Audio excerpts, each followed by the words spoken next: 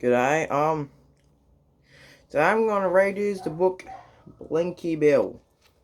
I'm gonna do this until I finish the book. Today I'm just gonna read you chapter 1. Alright. This story is called Blinky Bill, the New Arrival.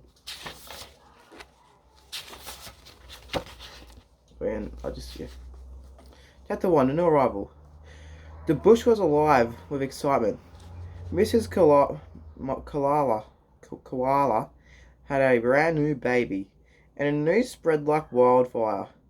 The kookaburras in a high gum tree heard of it, and laughed and chuckled at the idea. In and out of their burrows, the rabbits came scuttling, their big brown eyes opening wide with wonder as they heard the news over the grass. The message went where Mrs. Kangaroo was quietly hopping towards her home. She felt she fairly leapt in the air with joy. "I must tell Mr. Kangaroo," she cried, and bounded away in the great hops and leaps. Even Mrs. Snake, who was having a nap, awoke, gave a wiggle, and blinked her wicked little eyes. The whole bushland was twittering with the news, for a baby bear was a great event. Mrs. Koala had a baby every 2 years, and Mrs. Rabbit had very, very many during that time. You can just imagine how surprised everyone was in the fork of a gum tree. Far above the ground, Mrs. Koala nursed her baby, peeping every now and then at the tiny creature in a pouch. This little baby was the funniest wee creature.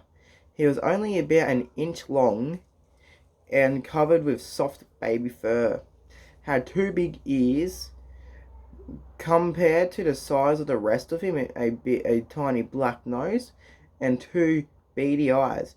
His mother and father always had a surprised look on their faces, but they looked more surprised than every now as they gazed at their baby. He peeped at them and blinked, as much to say, "Aren't you glad I'm here?" Mrs. Koala puffed on his cheeks with pride, and wife hugged her baby tighter than ever. There had been quite a lot of quarrelling and jealousy among the bush folk as to who should be the baby's nurse. Mrs. Kookaburra was the first to offer her service, and she came flying over to the tree where the koalas lived.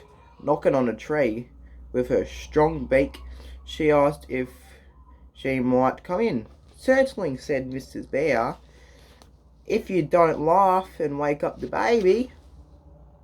"Do you want a nurse for him?" Mrs. Kookaburra anxiously inquired. "Yes, I do," Mrs. Bear replied. "Well, do I?" Mrs. Kookaburra asked. "Well, I do, Mrs. Kookaburra. "Oh no," said Mr. Bear, "your laugh is so loud and chuckle so long that you'd wake the baby up." Poor Mrs. Kookaburra was very disappointed and flew off to tell Mrs. Magpie about it. "I'll go over and see if I can meet a nurse," said Mrs. Kookaburra, or Mrs. Magpie, I mean. "Mrs. Bear is very particular, and I'm sure will suit." She gave her feathers a fluffle and sharpened her beak, and then straight into the koala's home she flew. "Come in," called Mrs. Bear on hearing the peck at the tree. "Good morning, Mrs. Koala. I hear you're wanting a nurse for your baby. I'm sure I could keep the young scamp in order, as I've had a few dozen myself." "Thank you, Mrs. Magpie," said Mrs. Bear, "very polite, but I don't like the look of your beak. You could give a very nasty peck with it." "They all want a peck sometimes," said Mrs. Magpie, in a very cross tone. At this the baby bear popped his head right out of his mother's pouch and blinked very hard. That's Mrs. Magpie. Oh, there's any other pictures I missed out on? And that's the koala. And Blinky Bill coming with the stork. If you are so particular, I'll send along a friend of mine who will suit you very well. And saying this, Mrs. Magpie gave the tree a savage peck and flew off. Imagine Mrs. Koala's surprises when when she peeked down the tree later on and saw Mr. Snake slowly wriggling her way upwards.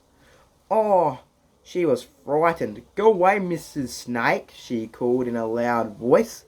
Or I've come to nurse the baby Mrs. Magpie sent me. And Mrs. Snake wriggled high up the tree, right onto the branch where Mrs. Koala sat. She came and called herself round the fork. I don't want a nurse. And poor frightened Mrs. Bear tried to push the baby's head into the pouch, but he would peep out. He's a nice little fellow, and like his daddy, said Mrs. Snake. I can't take him along on my back such as lovely rides. I can take him along on my back for such lovely rides up and down trees, in and out of black holes. Hearing this, Mrs. Bear nearly fell off the tree with fright and began to cry. Now Mrs. Koala had been listening to Mrs. Snake as he sat. Now Mr. Koala had been listening to Mrs. Snake as he sat on a branch just round the corner. Slowly he climbed over Mrs. Snake and caught her in his claws. Before anyone had time to see what was happening, he pushed her off the branch and she went tumbling onto the ground. Below, two very frightened bears peeped down from the tree, and they saw Mrs. Snake slowly crawling away in the grass. They were just beginning to recover from the fright when a trump, trump, trump was heard on the ground.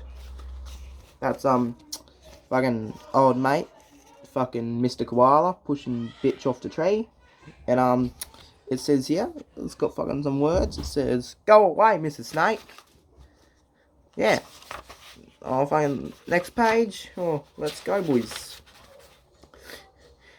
At the foot of the tree. "Who's there?" called Mrs. Bear in a very frightened voice. "It's just me," came the reply. "Who's me?" growled Mr. Bear. "Angela Wallaby," called a very soft voice. Come up, Mrs. Bear replied. "I can't climb. My tail is all wrong," said Angela. "Well, I'll come down, Mrs. Snake is nowhere about," said Mrs. Bear, and slowly started to scramble down the tree. Very carefully she went, always grasping the tree with her strong claws, her back slowly showing all the time, while she clearly looked over her shoulder now and then to see that all was safe below. It took her quite a time to reach the ground, and she felt very nervous. Angelina Wallaby hopped over to her and gazed in wonderment at the baby. "What a dear little fellow," she said, her great brown eyes rounding with excitement. At the same time, she put out her paws to touch him. "Oh, don't," cried Mrs. Bear. "He is so small, and your nails might hurt him. I've been all the morning blunting them on a stone so I could pat him," said Angelina in a disappointed voice. "Oh, I'm sorry," said Mrs. Bear. "I don't mean to be rude, but Mrs. Snake gave me such a fright. I'll be ever so gentle," said Angela, "if you let me pat him just this once." "Very well," smiled Mrs. Bear as she opened her pouch. Angelina Wallaby patted him twice, then sniffed him all over with her soft muzzly nose. Now her eyelashes caught in his little toes. But Angelina did not mind, as she had babies herself and knew just what to do. I wish I could mind him for you sometimes, Mrs. Bear. I'd be so gentle with him. I'm sure you would be the very kindest nurse, replied Mrs. Bear. But what could you do for him? I could come along in the evenings and take him out for a walk. I've got a pouch just like yours, and I tuck him in it and hop along very gently so he wouldn't feel the bumps. I think that is a good idea, said Mrs. Bear. So it was arranged that Mrs. Bear should climb down the tree every evening and meet Angelina Wallaby, who would take the baby for a walk in the bush. Imagine how proud Angelina felt. She hopped home very quickly that evening to tell her friends the news. Next day, just as the sun was setting, she came to the foot of the gum tree and thumped the tree 3 times on the ground. On the ground with her tail. Mrs. Bear peeped around the corner of her home and seeing Angelina at the foot of the tree climbed out. I'm coming down with the baby, so watch for Mr. Snake. Then she carefully and slowly climbed to the bottom of the tree. Is the coast clear? She anxiously asked. Yes, Mrs. Bear. I passed Mrs. Snake on the road a mile away. Well, do be careful, Angelina, and bring him back before day breaks. Is your pouch warm? And Mrs. Bear inspected Angelina's pouch. Yes, Mrs. Bear. It may be a trifle large, so I patted it with grass, but it's very warm and not a bit draughty. So the baby was carefully taken from his mother's pouch and gently placed in Angelina's. Waving her paw to Mrs. Bear, she took a hop and then peeped down at the baby to see what he thought of it. Taking several more hops, she soon started away from the bush track, and no time came to Mrs. Rabbit's home. Thumping her tail on the ground, she waited a moment. Mrs. Rabbit popped her head out of the burrow. If I can burrow. Good evening, Mrs. Rabbit. I brought the baby to show you. Good gracious, how lovely, said Mrs. Rabbit, as Angelina gently drew the baby bear from her pouch. Several more bunnies came round to inspect the new arrival. Just look at his ears, cried Mrs. Rabbit. I'm sure I'd never hear with those furry things. And oh dear, no tail. Well, well, take a care he does not catch cold. I really think he should have a tail to keep him warm. I have a spare one hanging on the wall of my burrow. Poor Mrs. Rabbit was shot, and I found his skin nearby. Poor Mr. Rabbit was shot, and I found his skin nearby. But I managed to bite off the tail and bring it home. Here, poor Mr. Rabbit burst into tears. Mrs. Rabbit burst into tears. Here's just a thing, Mrs. Rabbit cried.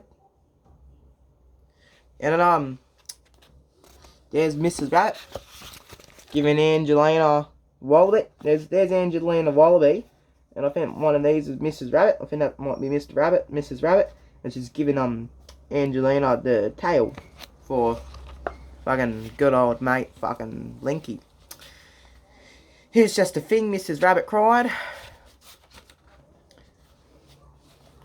Never mind, dear, said Angela soothingly. If it will please you, we will tie it on the baby. Mrs. Rabbit dried her eyes with her paw and went sniffing down into the burrow. Oh, I won't be a moment, she called from somewhere down under the ground. Up she came in a very short time, carrying the tail in her 2 front paws. What can we sew it on with? Inquired Angelina. Well, I'll tie it on with a piece of grass, said Mrs. Rabbit, hopped round until she found a nice long piece. Here, just the thing, she cried, and came hopping back with it in her teeth. Angelina excitedly pulled the baby out of her pouch, and together they fastened the tail on. It did look funny, as was a long as baby.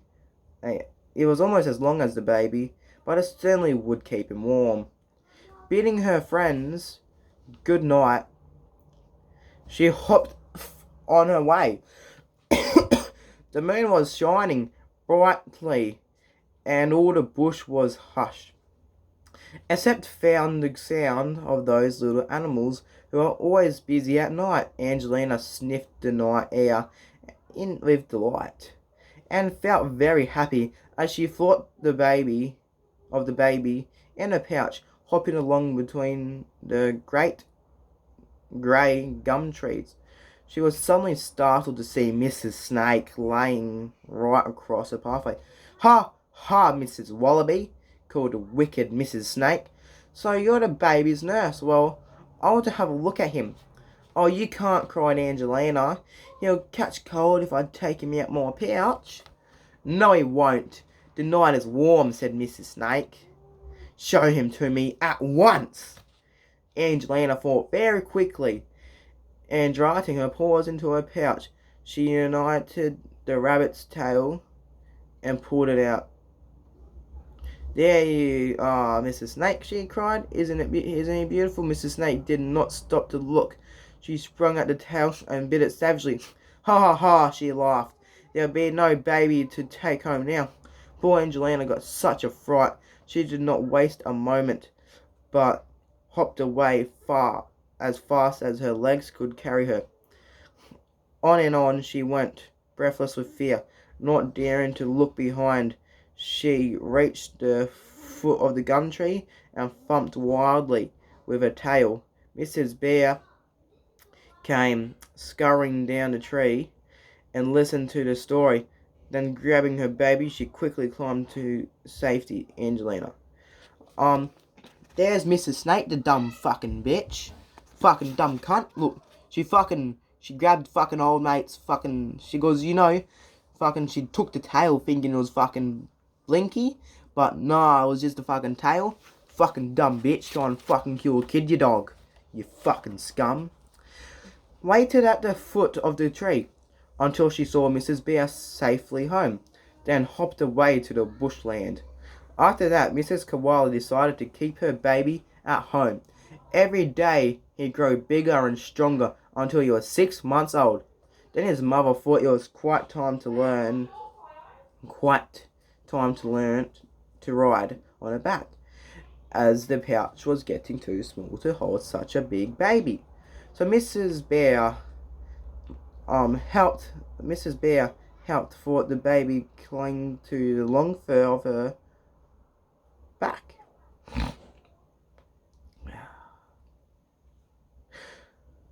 Fuck me. And only during the cold nights was allowed to climb into her pouch. He was now growing very big. When 8 months old, he could no longer crawl into the snug pouch at all. So his baby days were over. He became very cunning too. When his mother was feeding, he learnt to stretch out his arms and pull the tenderest leaves into his mouth. He soon reached the age of 1 year and measured 10 inches. 10 inches is fucking...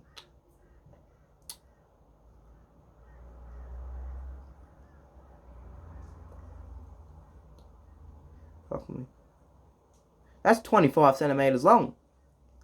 Oh yeah, fucking old mate reached 8 fucking... Wait, fucking cruel to fucking... He learned, He soon reached the age of 1 year and measured 10 inches, 25 centimeters long, while he weighed was about 3 pounds. Fucking, how many 3 pounds is? That's about 1.2 kilo or some shit. Oh, so he's about So he's 25 centimeters long and just over a kilo. Fucking hell, this is a fucking Australian book. Must have been fucking written years ago, mate. Holy fuck me dead. So, yeah, fucking for Aussie book, it's fucking written in a fucking the imperial system. Fucking hell.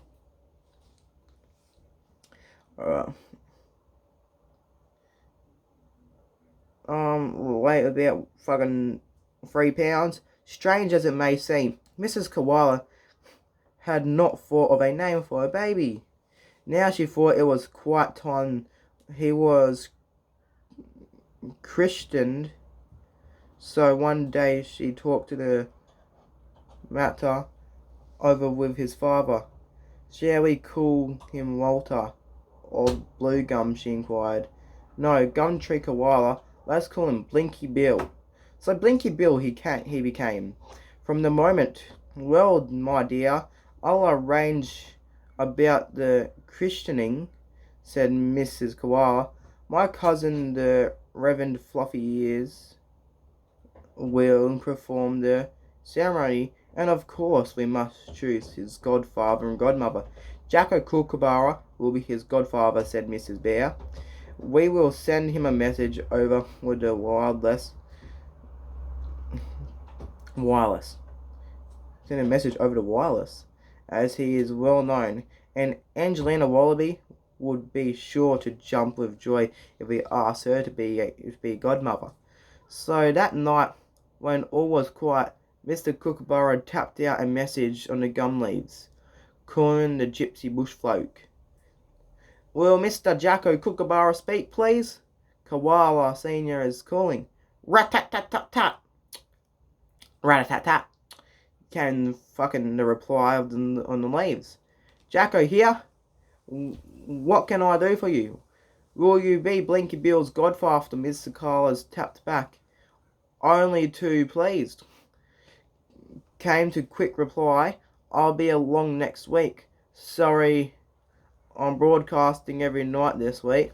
Angelina, who seldom uttered a sound, poured with pleasure when she was asked to be godmother, and hurried home to make a present for her christening. The great day arrived. In a quiet corner of the bush, down by a little stream surrounded with bells and flannel flowers, everyone came from far and near to see young Bill's christened. The revealed fluffy ears looked very important with a white collar made from the bark of the paper tree. He also held in his paws a book of gum leaves, which he read. Mr. and Mrs. Koala smiled at everyone, and everyone smiled at Blinky Bill. Jacko looked spick and span, and of course, being a widely travelled gentleman, he took very quietly at the same time. Things very quietly at the same time. He gave a dig in the ground with his beak, and now and then he swallowed a fat worm. Angelina looked sweet in her nut brown coat. Bloody fuck me dead cunt. What's that one? Oh yeah, so next pages. This is 2 last pages of the chapter. And her large eyes watched Blinky Bill all the time. She had made a ball of fur for him to play with, and he cuddled and hugged it closely all the time. Mrs. Rabbit rang the bells. Fuck me sideways. Again, rang the bells. Everyone sat down or perched. The Reverend Fluffy Ears spoke as he took Blinky Bill into his arms. What shall I name this young bear? He asked. Blinky Bill, said Mr. Koala. At once the bush was filled with laughter. Wild kookaburras, who were no relations to Jacko, had flown into a nearby tree, and they made a terrible din. So that's that. Fluffy ears, cunt. You see, he's got really fluffy ears, believe it or not. laughing at the top of their voices. Nobody could speak for the noise. "Silence!" roached the Reverend Fluffy Ears, but it was useless. They took no notice. "I'll speak to the young larrikins," said Jacko, and he gave the call for all to listen. Immediately, the laughter ceased. "I'm Jacko," he said, "and if you birds up that tree don't keep quiet, I'll tell everyone over the radio what rude kookaburras you are, and that you are no relations to me." Hearing this, the wild kookaburras became very quiet, as they wanted everyone to think they were related to Jacko. He was such a wonderful bird that if they were asked in turn who was their cousin or uncle, all would reply Jacko. So you see, they had good reason to be quiet. Blinky Bill had water from the stream sprinkled on his head, much to his surprise, and the ceremony ended without any more interruptions. He was carried home again on his mother's back, feeling very important after all the fuss and petting that night up in the fork of the white gum tree. Mrs. Koala told him that he was now a youth, and that if he were a human being, he would be put in fucking kinkerbockers.